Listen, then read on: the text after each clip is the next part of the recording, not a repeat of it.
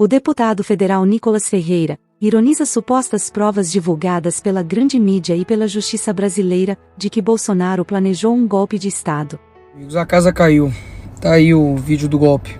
Sabemos que se a gente reagir depois das eleições, vai ter um caos no Brasil. Vai virar uma grande guerrilha, uma fogueira no Brasil. Agora, alguém tem dúvida que a esquerda, como está indo, vai ganhar as eleições? Não adianta eu ter 80% dos votos, eles vão ganhar as eleições. Vocês estão de sacanagem, né? Ficaram aí mais de um dia inteiro e não param de falar do tal vídeo do golpe. E é isso daí. Isso daí. Daí a mídia teve que fazer toda uma ginástica mental para poder colocar outra narrativa. Jair Bolsonaro defendeu o golpe sem armas em reunião com aliados em 2022. Basicamente ele disse: nós vamos esperar chegar a 23, 24 para CF, depois perguntar por que eu não tomei previdência lá atrás. E não é providência de força não. Não é dar tiro, Paulo Sérgio. Não vou botar a tropa na rua, tocar fogo aí, metralhar. Não é isso. Ou seja, golpe sem armas. Que golpe é esse? É golpe de quê? De karatê? Os caras foram pra cima até do ex-ministro da defesa porque ele cometeu um crime assim incrível. Ele compartilhou um texto que chamava a eleição de Lula de ruína moral da nação. Meu amigo, se isso for argumento para ser alvo da PF, metade do Brasil vai ser alvo da PF. Foram pra cima também do ex-ministro Anderson Torres, porque ele disse que se PT ganhasse, todos iriam se... Mentira, ele não mentiu, não é mesmo? O governo brasileiro fecha contas de 2023 com déficit histórico de 230 bilhões. Irmão, literalmente os caras foram até pra cima de padre.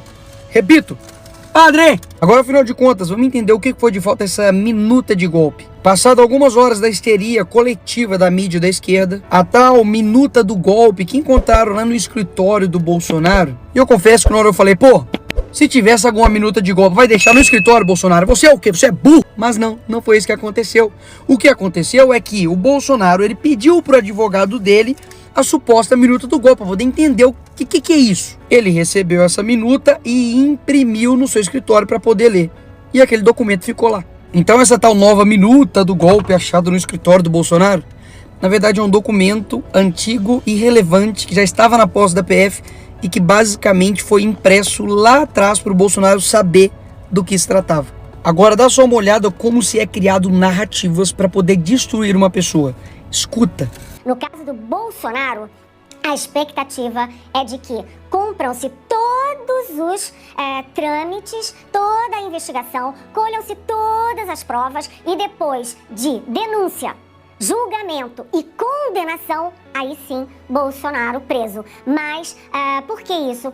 Há todo um cuidado para não deixar nenhum fiapo de dúvida sobre as provas, nenhum fiapo de dúvidas sobre a aliação da Justiça e do Alexandre de Moraes particularmente. E terceiro, Marcelo, para que a sociedade brasileira vá digerindo a ideia de que o Bolsonaro precisa ser preso. Por quê? Porque o Bolsonaro, apesar de tudo isso, ele é popular. E ele perdeu a eleição de 2022 por uma diferença muito pequena. Basicamente o que ela está dizendo é que há um plano para a população, psicologicamente, né, digerir o porquê o Bolsonaro precisa ser preso. Inclusive, dá só uma olhada nessa matéria jornalística aqui.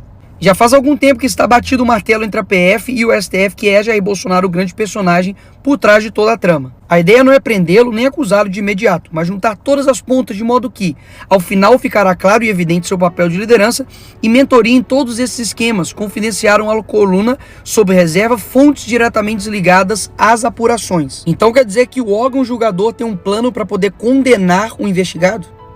Que loucura é essa? Mas não para por aí.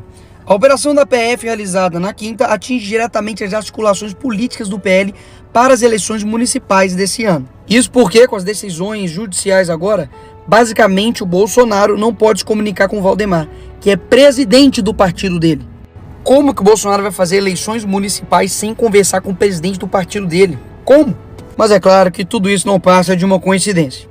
Senador vai à PGR para pedir investigação em cassação do registro do PL.